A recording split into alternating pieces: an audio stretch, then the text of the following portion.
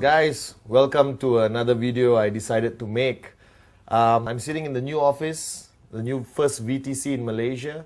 This is the V Global headquarters, which supports the network worldwide. And wherever you're watching this, sitting at home or anything, this is just a very simple video made because I've been getting a lot of questions from leaders all over the world about a lot of issues which have not been addressed in our previous videos. Okay, I just launched a new video called the 8 Basic Building Blocks Rebuilt by V Studios, and you can grab that. But this video is going to be very short, very to the point, and it's for me to share on the importance of training in our industry, network marketing, the importance of training in the V, and the importance of training in building your QuestNet business.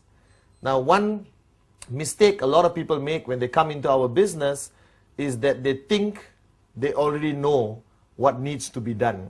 They walk into the networking business and they say, okay, don't have to teach me anything, I know what to do. But when you really analyze anyone from any background, whether you're a doctor, engineer, if you're sitting at home right now and thinking you're a marketing executive of a multinational company, it does not mean that you can come into network marketing and apply the same principles you apply out there in your traditional world of business and become successful.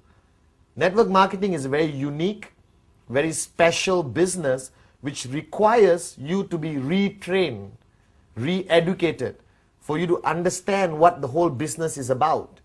Okay, now network marketing, the concept of network marketing is basically when you come into a network marketing business like QuestNet, right, golden rule, you're a baby. You're a little baby who's just starting a brand new journey, all right, in a business which is, even though our business is 60 years old, in some cases 100 years old, the industry of network marketing, doesn't mean you know enough. So the first rule which I want to share with you is that when you come into network marketing, please understand that you need to walk in as a baby, you need to empty your cup. Now this empty your cup story I've shared many times in all my trainings around the world, and if you have attended my trainings, you know that I start every training with the empty the cup story. But I'm going to share this story once again here. Okay? Now the empty the cup philosophy is taught to me by my mentor, Dr. Vijay Ishwaran, our visionary, the managing partner of the V. And when he shared this story to me many years ago, I did not quite understand the importance of this story. But as I went along being a student, learning from him, I realized that this story was a turning point in my life, right? And that my weakness for many years before, all right, was because I did not empty my cup. So here's the empty the cup story, okay? The empty the cup story is very simple. It's based on a story about Master Suzuki, who is a Zen Buddhist master in Japan. True person, really exists. It's not the motorbike Suzuki, it's Master Suzuki, okay? And Master Suzuki ran a school, right, his school with many branches around Japan where young people from remote villages, not rich people, you know, uneducated, all right, illiterate, young kids who want to learn a new way of life based on Zen Buddhism, admit themselves to his school and become his student, right? And there was one year when he invited 13 students to join the first year of class. There's 4 years before you remotely can be considered to be a master yourself or try to be a master. Okay, and there was 13 students. 12 of the students came from remote villages in Japan, very poor kids. And one kid sneaked his way, maybe by influence by his father or what, into Master Suzuki's class. Alright, and this student was not from a remote village. He was from Tokyo, went to the US, got a degree, got a PhD, highly educated, and he came to the class. Now the first year in Master Suzuki's class, you don't do anything. Alright, you basically sweep the floor, clean the toilets, you basically cook food for the seniors, empty the plates, clean the plates, a lot of mundane servant duties. And then you promote yourself, or you get promoted to year number 2. So after the first year, the students were just doing this. They don't get to touch a weapon, they don't learn martial arts, they don't learn the philosophy of Zen Buddhism, nothing. Just mundane cleaning work. Okay? And then, at the end of the first year, Master Suzuki lines the 13 students up in the courtyard, okay, and decides who gets promoted to year number 2.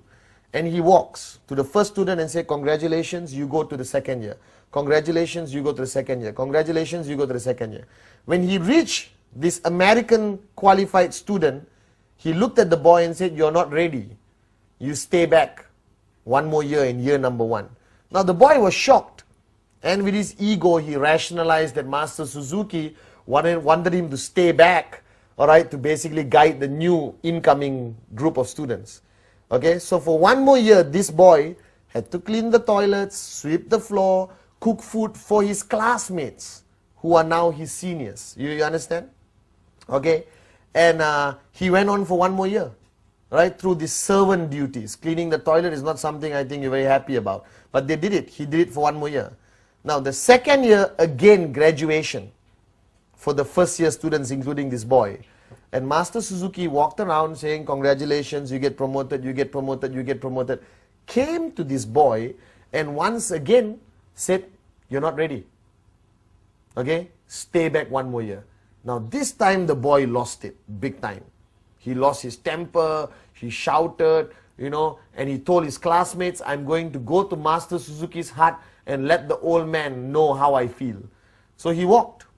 He walked to Master Suzuki's hut, almost kicked the door down, barged in and started shouting at Master Suzuki. Okay? He shouted, shouted, shouted. Master Suzuki was sitting down, having a cup of tea, looked at him and said, calm down. Sit down, let's talk. And the boy calmed down, he sat down, okay? And then Master Suzuki looked at him and said, pour me a cup of tea. The boy poured. Now when you pour a cup of tea, if you're right now having tea at home, you pour a cup of tea, when do you stop? You stop when the cup is almost full. Alright, just at the brim, okay? And the boy stopped, logically, common sense. And Master Suzuki looked at him and said, hey, who asked you to stop? Keep pouring. Now the boy listened and he kept pouring. When you pour more tea into a cup which is almost full or full cup, what happens? You're right, it overflows. And the tea started overflowing onto the table, onto the floor. After a few seconds, the boy felt like an idiot and he put down the pot and said, what are you trying to prove here? And Master Suzuki brilliantly looked at him and said, the reason why you never got promoted was because you are like this cup. You are full. Every knowledge, everything I wanted you to learn couldn't go in, it overflowed. So the principle behind Master Suzuki's teaching, which I learned from Dato Vijay, and I teach everywhere I go around the world, is that your journey into network marketing must first start with an empty cup. So you must empty your cup. If you're sitting there and listening to me right now and saying, I already heard this story, so what? That means your cup is not empty. And you can never move on. You can never achieve the success you desire because your cup is full. So as you come into QuestNet, as you come into this networking business, as you join the V family, first rule is empty your cup. Alright? And I hope you don't get offended by this video because I'm going to be very direct. I don't care whether you have a degree. I don't care whether you have a PhD. I don't care whether you used to run a successful traditional business. This is network marketing. It's a whole different ballgame. Unless you are tremendously successful already in network marketing and you have earned more than me, all right, and build a bigger network than me, I'm willing to empty my cup and listen to you. But until you achieve tremendous success in this business, guys, please empty your cup, all right, when you start your journey in this business. Now this principle of emptying your cup is something which Dato Vijay told me I have to do daily. Alright, I'm willing to learn from anyone. If I wanted to know how to repair my car, I will learn from the mechanic. If the mechanic wanted to learn about network marketing, he will learn from me. So on a daily basis, you have to empty your cup in order to gain more knowledge, to gain more experience, to learn from people far more successful than you. Now the person who signed you up, your upline, whatever said and done, has more experience in this business. The fact that he signed up before you. Alright? Your higher uplines, AVPs, V Council, especially the V partners, these are tremendously successful people, earning more in 1 week than you have earned in the past 5 years in your traditional jobs or business. Alright? And when they come to your country, when they come for an NSS, a ReVcon, an NDA, or whatever form of training, you should be there with an empty cup. So a lot of networkers, a lot of people who join our business, alright, always join, okay, thinking they don't need training. Let me reaffirm and remind you that our business is about getting trained. You need to attend every training. You should be hungry for knowledge. You should be hungry for training. I still remember in my early days when I started in 1998 with Dato Vijay Japa, I used to fight to get any little time I could with Dato Vijay or Japa, all right, to learn anything. I used to sit next to Dato. He will be on a telephone conversation with somebody else, and I would just listen and learn something which I could apply in my networking or generally in life. All right, I still remember once I wanted my leaders to meet Dato, and I was in Malaysia, Dato was in Singapore. That's a 5-hour drive, okay? So I called Dato, I said, Dato, can you please allow us to come and learn from you? He said, I'm in Singapore, I'm staying at the Hyatt Hotel, if you want, come. So I got all my leaders together, we drove. 5-hour drive, crossed that bridge into Singapore, went to Hyatt, all right, and called him from downstairs, you know, Dato Vijay, we're downstairs. He said, wait, I'll come down. And we waited for 8 hours. 8 hours we waited. And Dato finally came down, spoke to us, and I'm not kidding, all right, spoke to us for not more than 20 minutes and said, thank you very much, I have to go, I have another meeting, and he left. So we drove for 5 hours, waited for 8 hours, and got 20 minutes of time with Dato and drove back 5 hours. But that 20 minutes, all right, was extremely beneficial to me and my group, right, because our cups were empty. That 20 minutes carried us for 3 years. We still apply that learning of 20 minutes until today in our networking teaching with our groups. So emptying your cup is crucial. Any chance you get to sit with a successful networker, your uplines, AVP, V Council, V Partners, grab that opportunity. All right? In a coffee shop, in the airport waiting lounge, in the car, don't waste your time. Learn, learn, learn. Empty your cup. All right? Or not, you'll never make it in this business. Okay? Now, training, it's a big word. If you talk about training to the traditional world, it's, you know, all these great Mahaguru trainers, you know, who never made it in life. They just sell their programs and make money from teaching people like you how to make money, even though they have never made money in traditional business. And you pay 2,000 US, 3,000 US to attend these great gurus of training. And you come back home, you never apply what they teach. You have a stack of books, 200 cassettes, which goes into your garage. And after 5 years, you're still broke. But in network marketing, I don't call it training. All right, training is a strong word. And basically, everyone resists. Do you understand? You resist. Oh, who is he to teach me? He's younger than me. That was my problem. I started networking when I was 23. And I had downlines who were 40, 50 years old. And they had a problem listening to me because I was young. All right? But when I started becoming tremendously successful in network marketing, because I learned from my teacher, Dato Vijay, all right, everyone was willing to listen to you.